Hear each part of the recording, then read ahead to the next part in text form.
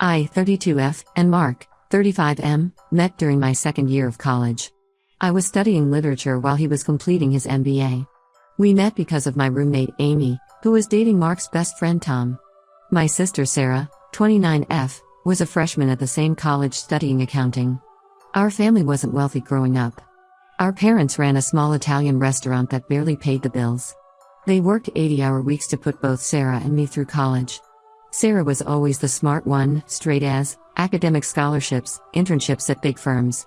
I was average in comparison, but I loved teaching and working with kids. Mark came from a similar background. His parents owned a small electronics store. He worked there throughout high school and college, learning about business from the ground up. That's what drew me to him initially, his strong work ethic and family values. He spent weekends helping his parents with inventory and accounting instead of partying like other college guys. Sarah and Mark clicked immediately because of their shared interest in business. While I graded papers for my teaching assistant job, they spent hours discussing market trends and business strategies. Sarah even helped Mark with his MBA thesis. I encouraged their friendship because I was happy my boyfriend and sister got along so well.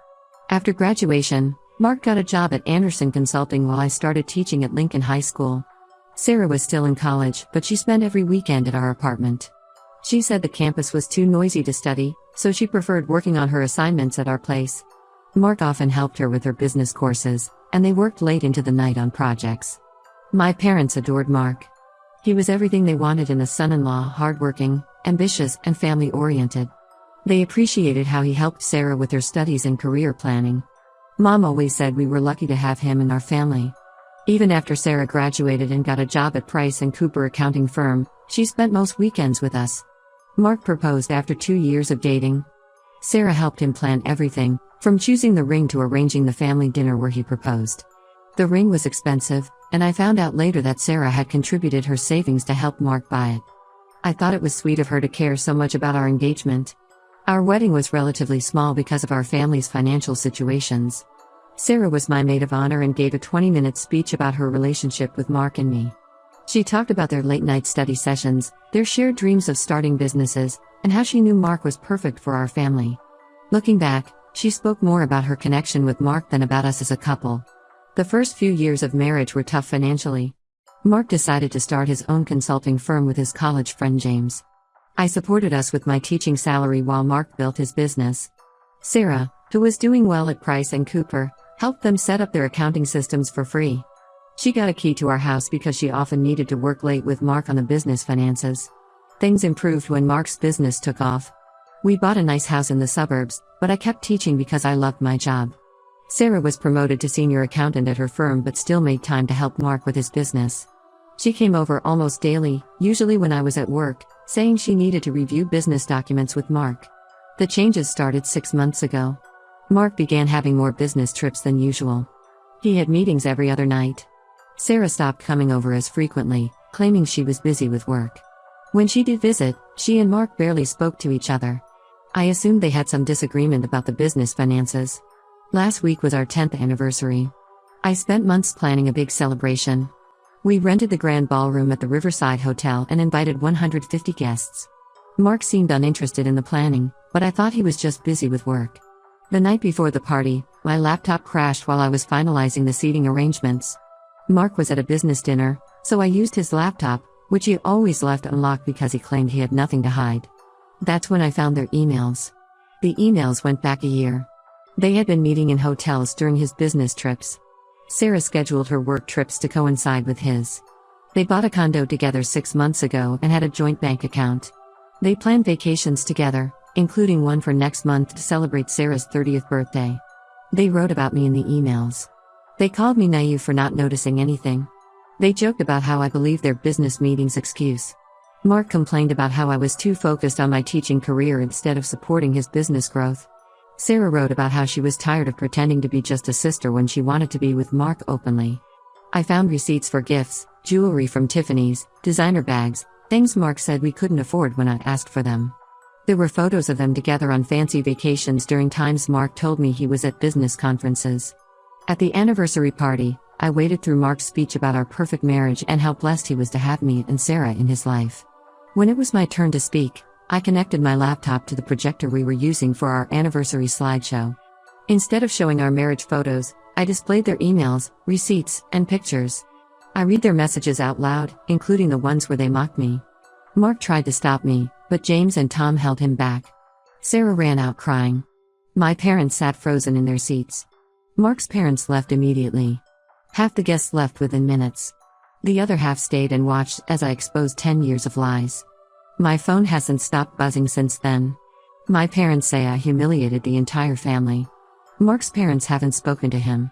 My friends are split, some say I went too far, others say they deserved it. Sarah's firm found out because several of Mark's business associates recognized her in the photos. I'm staying with Amy now. Mark keeps calling, saying we can work things out. Sarah sent a long email apologizing, claiming it just happened and she never meant to hurt me. I haven't responded to either of them. Some people say I should have handled it privately to protect both families' reputations. But I don't feel guilty. They spent a year laughing at me behind my back. Why should I care about their reputations when they didn't care about my feelings? Ida for choosing public exposure over a private confrontation? Update 1: A lot has happened since my last post. After the anniversary party, I spent days going through Mark and Sarah's emails in detail. I discovered something much worse than their affair. Mark had been stealing money from his company to fund his life with Sarah. I created a spreadsheet of their expenses. The condo they bought cost $400,000, with an $80,000 down payment. Sarah's designer bags and jewelry cost over $100,000.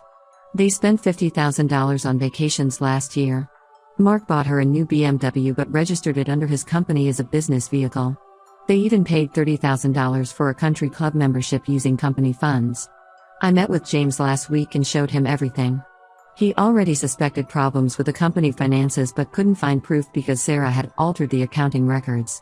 Sarah used her knowledge from Price and Cooper to create fake invoices and business expenses to cover their spending. James hired a forensic accountant who discovered Mark had stolen over $950,000 in 3 years. The forensic accountant found they had a system. Sarah created fake consulting companies and Mark approved payments to them. The money went to bank accounts they controlled. They used these accounts to pay for their lifestyle. Sarah even created fake expense reports for business trips that were actually their romantic getaways. James dissolved their partnership immediately. 8 of their 10 biggest clients left after learning about the financial fraud. 3 clients are considering legal action because Mark used their retainer payments for personal expenses. The company's reputation is ruined in our city's business community. Mark tried blaming everything on Sarah. He told James that Sarah handled all the accounting and he trusted her completely. He claimed she manipulated the accounts without his knowledge to fund her shopping addiction. But I found emails where they discussed exactly how to take the money and which fake companies to create. Sarah lost her job at Price and Cooper. Her bosses found out she helped Mark steal money and falsify accounting records. She went to our parents with a new story, claiming Mark blackmailed her into helping him. She said he threatened to tell everyone about one drunk night in college when they kissed. She said he used that incident to control her for years. I had emails proving she lied. She suggested most of their money hiding schemes. She wrote about how exciting it was to fool everyone. She even bragged about using her accounting skills to steal more money than Mark initially planned. My parents finally looked at the evidence. They saw messages where Sarah talked about wanting to leave her boyfriend for Mark since college. Rebecca, Mark's high school girlfriend, messaged me after seeing my post on Facebook. She told me Mark and Sarah had dated secretly during his college breaks, before he met me. Sarah was still in high school then. Rebecca caught them making out in Mark's car once, but they convinced her to keep quiet. They broke up when Sarah started college, then Mark started dating me a few months later. I also discovered they used company money to rent an apartment near Sarah's office last year. They told their doorman they were married. Sarah wore a ring Mark bought her with stolen money. They hosted dinner parties there for Sarah's work friends, pretending to be a couple. Some of these friends were at our anniversary party and now everything made sense to them. 5 former clients called me asking about the stolen money. They wanted to know if Mark used their consulting fees for personal expenses. I directed them to James because I didn't want to be involved in the business side. James told me later that these clients are planning a lawsuit against Mark. Sarah keeps trying to contact me through different people. She got our cousin Lisa to invite me to lunch. She sent messages through mutual friends. She tried visiting my school but security stopped her because I warned them about her. She even went to Amy's house looking for me, but Amy told her to leave. Mark's parents called yesterday.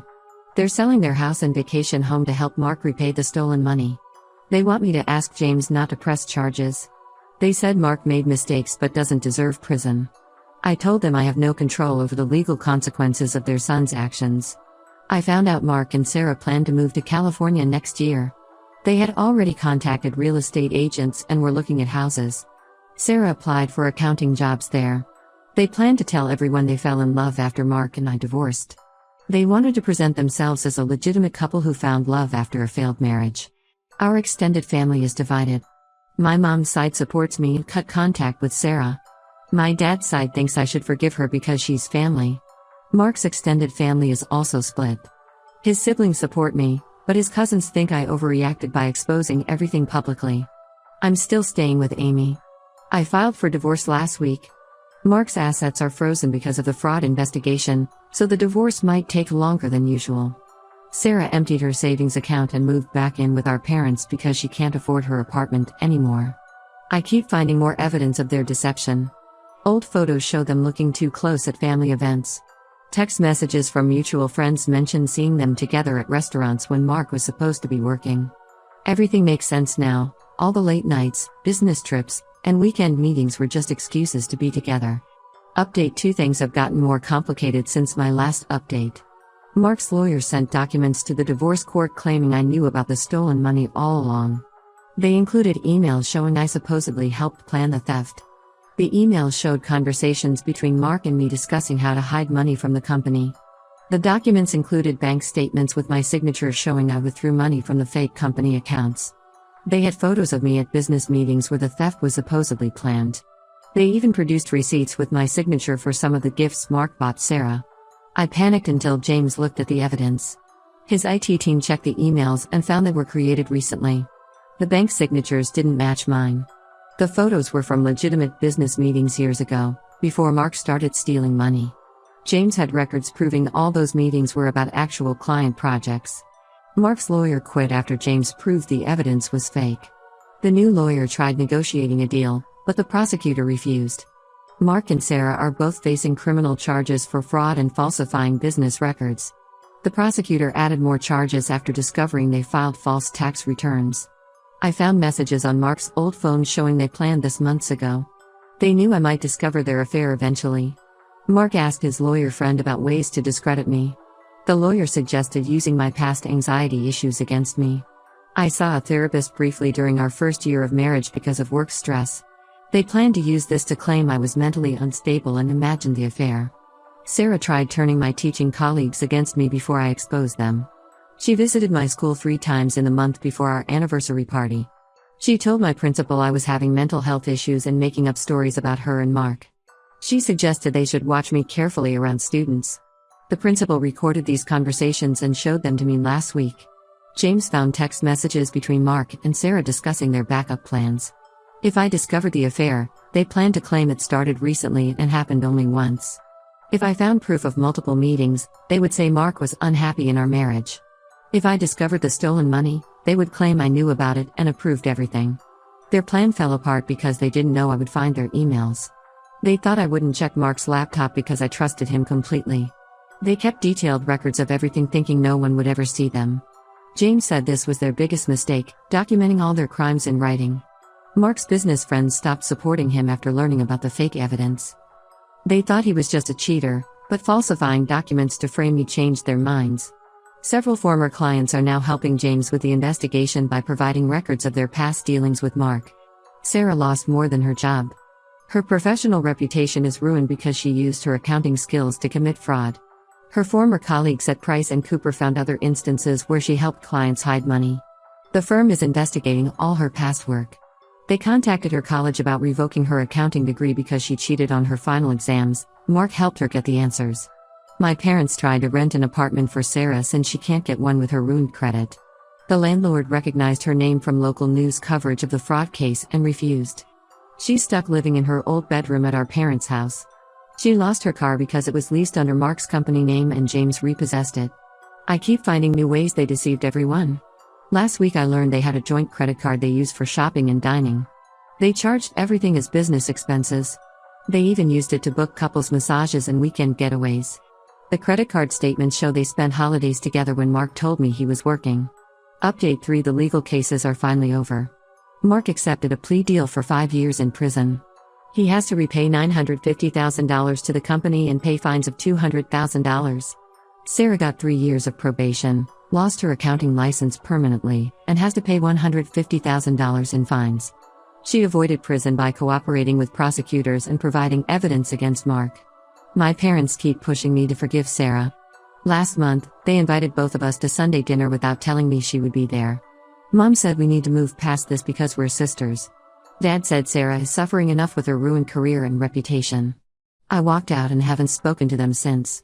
Mark's parents sold their house, vacation home, and his dad came out of retirement to help repay the stolen money. They sent me a letter apologizing for Mark's behavior and asking me not to block their emails like I did with Mark's.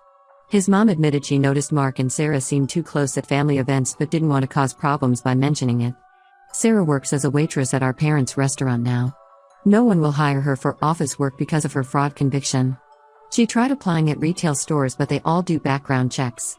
She made a social media post about how unfair it is that one mistake ruined her life.